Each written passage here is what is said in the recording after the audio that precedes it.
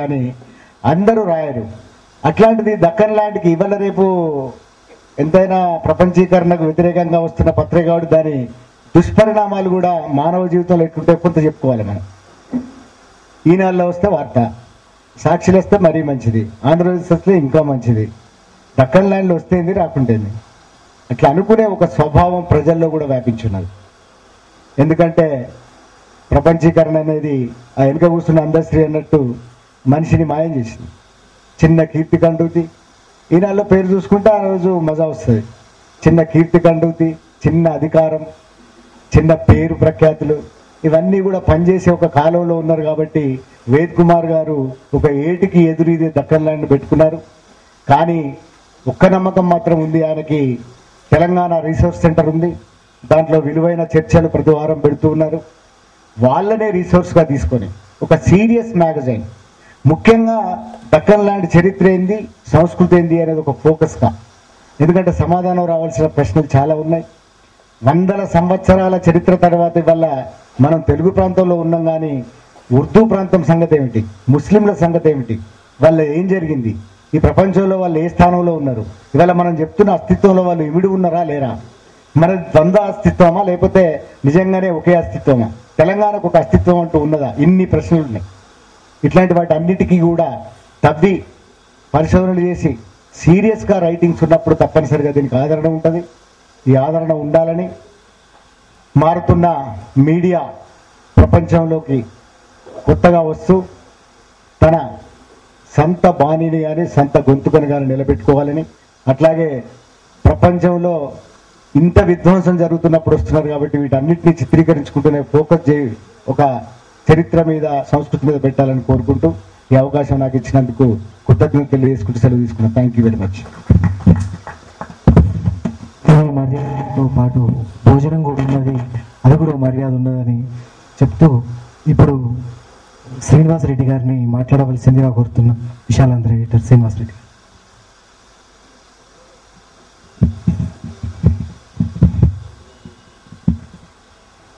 సభాధ్యక్షులు వేద్ కుమార్ గారు, మిత్రులు, సంపాదక మిత్రులు అశోక్ గారు, శ్రీనివాస్ గారు, అల్లం నారాయణ గారు, వినయ్ కుమార్ గారు,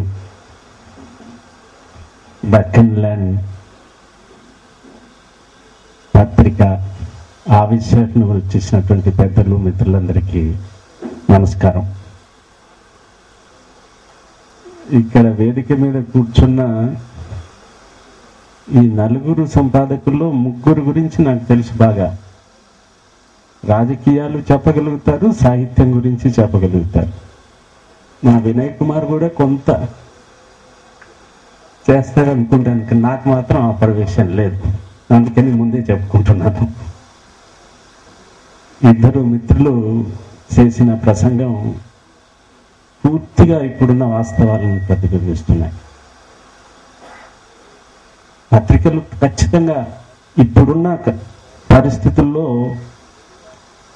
నేను ఇతర ప్రాంతాలకు, మన రాష్ట్రంలోని తెలంగాణ అనేది ఇతర ప్రాంతాలకు వెళ్తే చాలామంది మిత్రులు చెప్తుంటారు, తెలంగాణలో సాహిత్యానికి సంబంధించి, సంస్కృతికి సంబంధించి, అలాగే కళలకు సంబంధించి, పోరాట గేయాలకు సంబంధించి అనేక రకాల ఈ ప్రాంతానికి సంబంధించిన అంశాలు ఇతర ప్రాంతాలతో పోల్చుకుంటే ఖచ్చితంగా మన దగ్గర చాలా సుసంపన్నంగా ఉందని చెప్పి చెప్పుకుంటున్నాం. ఈ సందర్భంలో ఎన్ని పత్రికలు వచ్చినా ఆహ్వానించాల్సింది. ఇవాళ నేను ఈ పత్రికను రాత్రి చూశాను.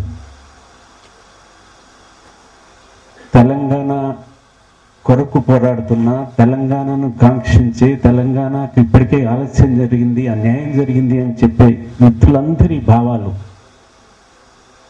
ఈ ఉద్యమంలో మమేకం కాని జాతి ఏదైనా ఉందంటే కులాలు కూడా, మతాలు లేవు. ఆ రకంగానే వృత్తులకు సంబంధించి electricity JAC, doctors JAC, Telangana ఇంజనీర్లకు సంబంధించి పాండురంగారెడ్డి గారు, కెప్టెన్ పాండురంగారెడ్డి గారు కూర్చొని ఉన్నారు. వారి అందరి ఖచ్చితంగా ఒక్కొక్కసారి ఉత్ప్రేక్ష ఎక్కువగా ఉండొచ్చేమో, కానీ వాస్తవం ఉందా లేదా అని వాస్తవం చర్చించడానికి దోహదపడుతుంది.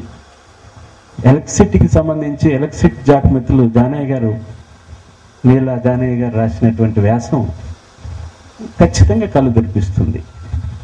వివేచన చేసి ఆలోచించే వాళ్ళకి ఖచ్చితంగా వాస్తవాల పేరుతో ఒక కాలం రాస్తున్నారు, అక్షర సత్యాలు. చర్చ కావాలిగా. అట్లాగే నీటికి సంబంధించినటువంటి, వనరులకు సంబంధించినటువంటి ఇవి చాలా చర్చకు గతంలో జరిగాయి, ఇప్పుడు జరుగుతున్నాయి. ఇటీవల ఒక చర్చలో పాల్గొంటే మిత్రులు చెప్పింది నాకు ఆశ్చర్యం వేసింది. ఎలక్ట్రిసిటీ ఇంజనీర్స్ జాక్ సంబంధించిన మిత్రుడు చర్చల్లో పాల్గొన్నాడు. ఈ ప్రాంతంలో మన రాష్ట్రంలో ఎలక్ట్రిసిటీకి చాలా ఇబ్బంది జరుగుతున్నమాట వాస్తవం.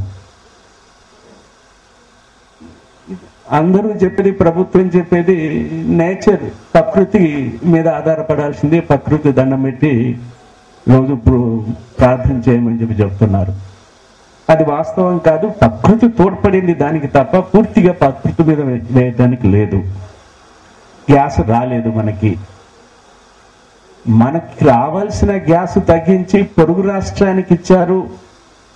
అది కూడా ఒక పబ్లిక్ సెక్టర్ కంపెనీకి, 100% ప్రభుత్వ ఆధీనంలో నడిచే కంపెనీకి. మనము మన వాటా రాలేదే, మన వాటాను తీసుకుపోయి ఇతరులకు పొరుగు వారికి ఇస్తున్నారనే ఆవేదనతో ఆందోళన చేయని, విమర్శించని ప్రభుత్వాన్ని, కేంద్ర రాష్ట్ర ప్రభుత్వాలను విమర్శించని వాళ్ళు తెలంగాణ కోరుకునే ఈ పెద్దలంతా, ఇక్కడున్న వాళ్ళంతా కూడా చేశారు. ఎవరికి వెళ్ళింది గ్యాస్ ఇక్కడికి వచ్చి? నాకు ఆశ్చర్యం వేసింది. నాకైతే తెలియదు. వారు చెప్పేంతవరకు ల్యాంకోకు వేమగిరికి వెళ్ళింది. పోనీ మన రాష్ట్రంలో ఉత్పత్తి చేస్తున్నారుగా, మనకు రావాలిగా. మనకు ₹1.80 యూనిట్ ఇస్తున్నారు. మర్చెంట్ పవర్ ప్లాంట్స్ నుంచి ₹5.70, ₹5.80 కొంటున్నారు.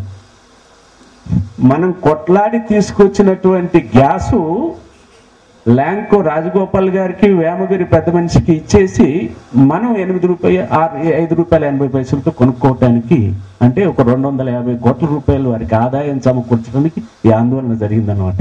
ఎవరన్నా చెప్పు, ఏం చేద్దాం? ఇది అసలు ఏ రకంగా? పోనీ ఇదొక్కటేనా అంటే, పొరుగున ఉన్నటువంటి రాష్ట్రాలన్నింట మర్చెంట్ పవర్ ప్లాంట్స్ వాళ్ళు ఇచ్చేటటువంటి భూమి రాయితీలు, కన్సెషన్స్, పన్ను రాయితీలు ఇవన్నీ కల్పిస్తున్నాగా, రాయితీలు ఇస్తున్నాగా. పొరుగు రాష్ట్రాలు అడుగుతున్నాయి, కనీసం మీరు ప్రొడ్యూస్ చేసే దాంట్లో 80% మాకు ఇవ్వండి, 20% మాకు ఇవ్వండి, ఆ ధర మేము నిర్ణయించిన రేట్కి ఇవ్వండి, మీకు రాయితీలు ఇస్తున్నామని. ఈ రాష్ట్ర ప్రభుత్వం ఏం చేసింది? నువ్వు ఇంత ఆందోళన చేసి తీసుకొచ్చినటువంటి గ్యాస్తో ఉత్పత్తి చేసేది నువ్వు ₹5.75 లేకపోతే నీకు కాదు, పొరుగునున్న రాష్ట్రానికి అమ్ముకుంటానంటే చేతులు కట్టుకుని ఈ ప్రభుత్వం కూర్చుంది. ఏమిటి అన్యాయం అని చెప్పి. అందుకని గతంలో ఒక విమర్శ ఉన్నది, ప్రభుత్వ మొనోపలి అని చెప్పి. ఆల్ ఇండియా రేడియో, దూరదర్శన్ ప్రభుత్వం కదా, ఏపీఎస్ఆర్టీ ప్రభుత్వ మొనోపలి కదా, అందుకని ప్రైవేట్ రంగం ఇస్తే సంతోషం వాదన చేశారు. బాగానే ఉంది. మరి పత్రికా రంగం ఎక్కడ, ప్రభుత్వ రంగాన్ని ఎక్కడ కాంక్షించం కూడా. కానీ ఇప్పుడు మీడియాలో వస్తున్న రీతి ఈ ప్రజాస్వామ్యానికి అత్యంత ప్రమాదకరమైనటువంటి ధోరణి, చాలా ప్రమాదకరమైనటువంటి ధోరణి. మేం చెప్పేదే వేదం, మేం చెప్పేదే సత్యం అని పలికేటటువంటి ఈ మొనోపలి ఉంది మీడియాలో. నిన్న మొన్నటి దాకా రోజు చెప్పుకునేటటువంటి అమెరికాలో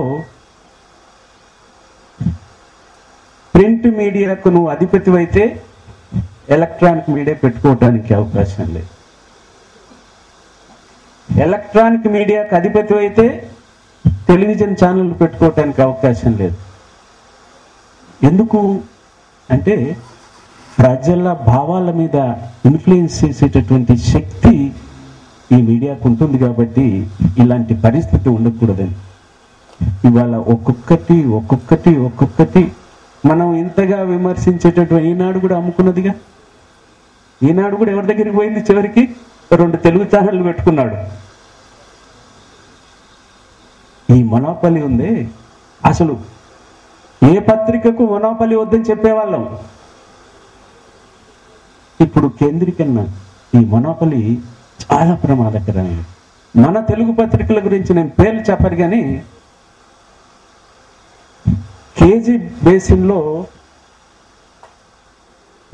రిలయన్స్కు ఇచ్చినటువంటి దాని మీద క్యాగు పోయిన బడ్జెట్ సెషన్లో అన్యాయం జరిగిపోయింది, ప్రభుత్వ ఖజానాకి అన్యాయం జరిగిపోయింది అని 2 రోజులు పార్లమెంట్ సెషన్లో గొడవ చేశారు.